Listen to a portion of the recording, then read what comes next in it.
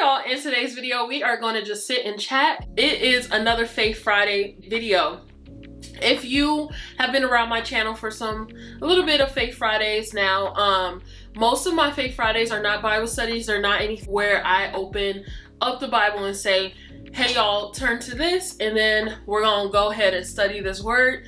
Most of my Faith Fridays are more of lessons learned Fridays, where I experience things in my life like you do, and then I ultimately learn a huge lesson from them, and then now I'm trying to relay that lesson to you. And most of the time those lessons, you know, always draw back to God, because that's just who I am, where I am in faith, and how I like to look at God in my present situations. So today I'm going to tackle a beast. I mean, a huge beast, especially in today's society and just how things work right now.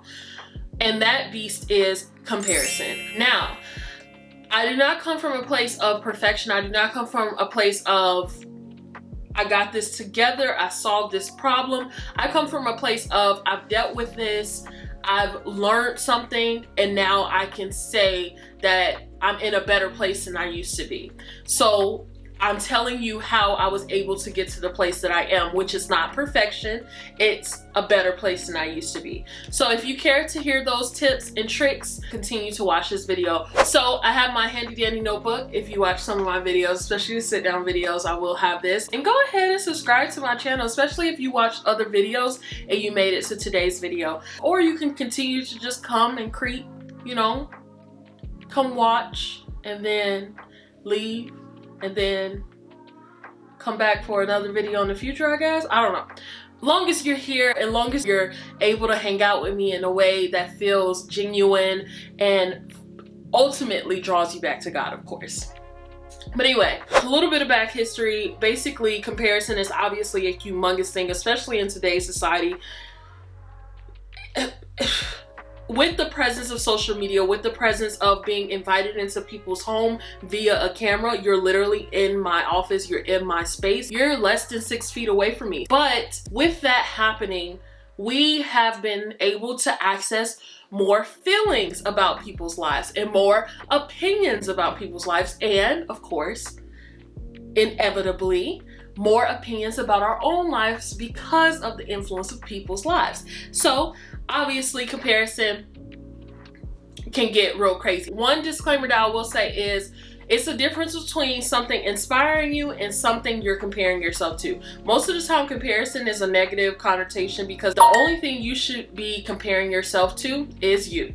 The old you, the person that you were yesterday, you should be trying to be better than that person that you were yesterday. That's the only time comparison actually matters and works in the society, really. I mean, that's the only thing I can think about. Leave a comment below if you can think about something else. But inspiring is the difference between, hey, that person has that, and if and when I get to a place to have that, I would want mine to look like that. That's inspiring. But if you take it a step further and say, that person has that, that's inspiring for them to have that, I would want mine to look like that, to now how can I get mine right now, because they have theirs now and they're enjoying theirs, so therefore I need to get it. And if I don't get it, I'm probably not in a good place, because how did they get it and I'm not getting it? So anyway, that's what we're addressing today. That whole mentality that we go through in our minds, saying all these extra things that obviously puts us into a negative mental state or even a negative headspace temporarily. So how I was able to overcome that, and like I said, I'm not perfect. This is just something that I've learned over the last year, just getting to a place where I ask myself a series of questions and then from there take action. The first question that I ask myself when I find myself really obsessing or comparing myself in my situation to someone else's is, am I focusing on the same things that person is focusing on right now? My example throughout this video is going to be a fit body. fit body, you know? I don't subscribe to diet culture. I don't subscribe to all that crap. If I say that I want to lose weight, that's not loving myself. That's really just the reality of it. I want to lose weight. I don't necessarily need to lose weight for health benefits, but it would be nice if I would lose weight, because at the end of the day, I do want a fitter body than I have. So I think that's actually a version of loving myself, more than just sitting here and saying, Tisha, you're awesome where you are and you don't need to move. So anyway, that's a whole tangent. That's a whole video, another video. But anyway, we're going to talk about the fact of fit body being my example. If I look at someone and say, oh my goodness, they have a very fit body. If I go on to say, when I get a fit body, because I know that that's something I'm going to get, because eventually I'm going to start focusing on that and get there. When I get a fit body, I would like for my body to be of the same stature. I want to keep my curves and I want to, you know, do these different things. But once I get to a place where I am, wow, I really like the fact that their body is so fit. I want my body to be fit like that right now. Why can't my body be fit like that? I can't figure out what am I doing so wrong that makes my body not fit. So in that example, I have to ask myself first, am I focusing on the same things this person is focused on? Most of the time, it's some fitness crazy person, and they're not crazy, that's just their job, or that's just their focus. But on Instagram, where they're showing off their muscles, showing off their abs, showing off their glutes, whatever the case may be, and it's supposed to be a form of inspiring, but sometimes it's boastful or whatever the case may be. And then that's the person that literally makes a living based off of how their body looks. Am I in the same place? Am I focusing on the same things? Am I making a living based off of how my body looks right now? No, no, and no. So then I have to look at it and say, Tisha, you're focused on getting married right now. This is before, because I've been married for a little while now. Getting married right now and going to school. So how in the world can you get that body if those are your focuses and you're not even looking at your health right now and not even focused on fitness? You can't even name the last time you've been in the gym. Again, that's before. I actually am focused on health and fitness right now. So if you would like to subscribe for more fitness vlogs, they are coming if they're not already here. I highly doubt if they are here. Hopefully there will be one on Sunday. I'm gonna just keep it real with you. Anyway, am I focusing on that? So most of the time that comparison can be drastically depleted just in that one question. I'm not focused on the same thing that person is focused on. Let's say yours is school. Oh, she just graduated. She just got a master's. Oh, I wish I could have a master's. I would really love to have a master's. You won't even like school. You don't even want a career that aligns with going to school. So why are you even, like, it's one of those like no-brainers type of situation. But let's move forward. Number 2 is this something that will fit into your life? Now, this one is hard for me to kind of put this into words because it almost doesn't sound like it makes sense, but then once you start getting it, it just makes sense. Is this something that fits into my life? My example being a fit body. The sacrifice that this person is making to get this body, can I make those same sacrifices in my life right now? Would it even fit? Would I be able to eat clean as they do? Would I be able to exercise 2 times a day like they do? Would I even be able to be in the same type of mentality to keep going like they are right now? Most of the time, that doesn't fit. It just doesn't fit in your life. And that's why you're not even focused on it, because you're focused on the things that actually fit into your life. That even goes, you can even go further to say that a lot of times we're jealous for people's results and not their sacrifice. We don't look at their sacrifice. We don't think about the fact that I will need to make X amount of sacrifices to get the same thing they have. You can use that for a house, a car, a baby, especially with a baby. I think about that a lot because I have been married for around almost 2 years now. Well, it'll be 2 years and like 6 months, so 1.5 years now. And I am 25, and right now we're very stable financially right now, in our own way, in our lives right now. So you look at it and you're like, well, baby wouldn't be such a bad thing. Of course, I think about it for me and my husband, but when I think about what a baby would do to my life right now, I'm currently getting counseling to receive healing from things that were way in the past, and just thinking about, you know, renewing my mind to think in a way that's going to be productive to my life. If I were to have a baby right now, I would literally have to stop focusing on that and start focusing on another human and try not to damage them the way that I was damaged. How would I even make that work? For one. For two, again, baby fitting, going to PA school, doing different things. I'm not saying that I'm choosing my career, but in a sense of, if this is what I'm focusing on right now, I'm focusing on becoming a PA, which is a physician associate. And if I had a baby right now, it wouldn't make that impossible, but it definitely will make it harder and a lot more to navigate and try to figure out. So, does this fit into your lifestyle? Can you get a car right now? What would you have to change to get a car? Do you even have more time to spend working so you can pay for this car? Then, after that, once you decided that this fits into your life, this is something you're focused on. Let's say I am focused on health and fitness. Why in the world am I not getting results the way that she has? I'm not too jealous for her results versus sacrifice. So now I've gotten to this point. Now, is this the influence that I need in my life right now? Where I am, let's take the fitness. And in my life right now, I know that I'm focused on health and fitness, but when I look at my Instagram, are the people that I follow and are inspiring to me people that actually should be influencing me right now? Is this the influence I need when I'm looking at someone that has always had a fit body? Let's give this example. Always had a fit body, and basically her curves are in her genetics. And now I'm looking at her saying, this is how I want my body to be. And even going as far to say, I wish I had a body like this. This is so bad that I don't have a body like this. Is this the influence I really want when this person has been fit all her life, which I haven't? I've actually been overweight all my life. And this person genetically inheriting her curves. I've genetically inherited a lot of stuff, a lot of strongholds, a lot of different things, but curves ain't one.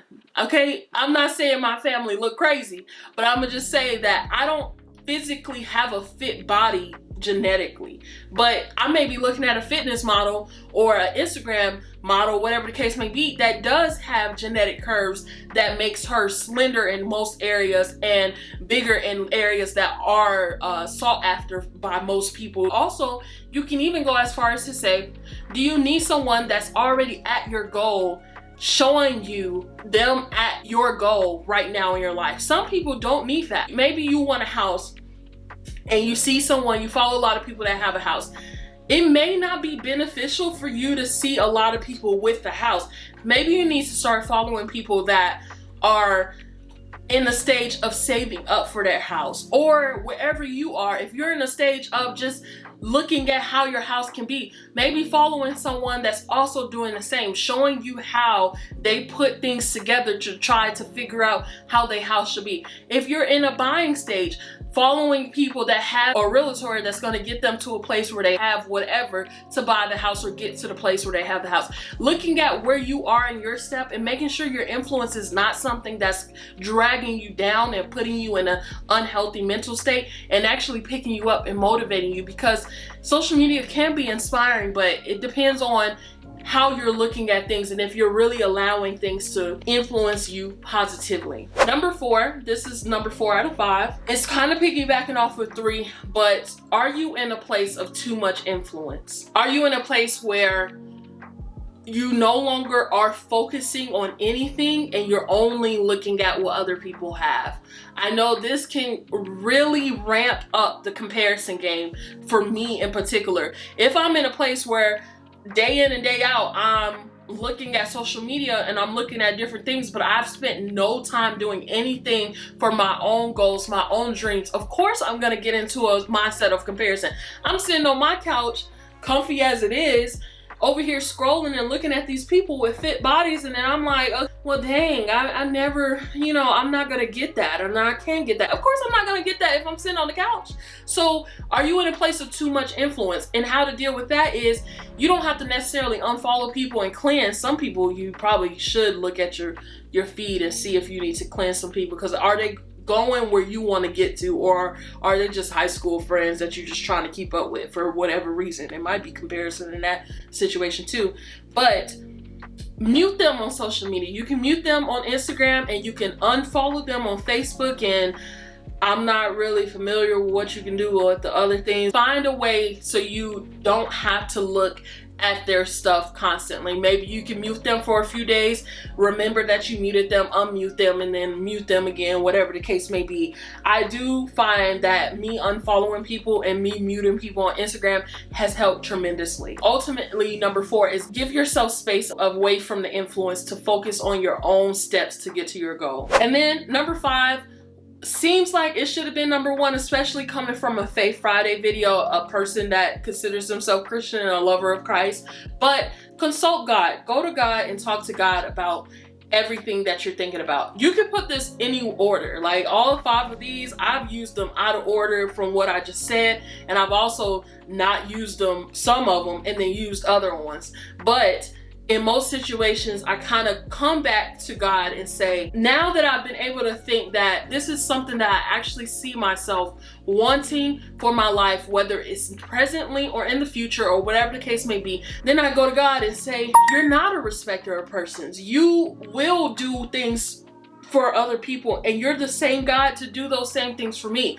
But I will say that that scripture extends to God's grace, his mercy, and his love, but it doesn't always extend to his purpose and his plan. Generally, God does have a purpose and plan for everyone, but him not being a respecter of persons does not mean that my plan is to go to physician's associate school, and if there's someone that looks at my life and sees me doing that and wants the same thing, that he's not a respecter of persons to say, okay, I'm gonna do it for you just because I'm not a respecter of person and I don't love Tisha more. He's gonna look at it and say, hey, actually, Tisha, I have a plan for your life in particular, and that involves PA school, and it may not involve PA school for other people. So understanding that you must kind of come to God before you have your thoughts together, because obviously you have to realize that something is going on, something is not clicking.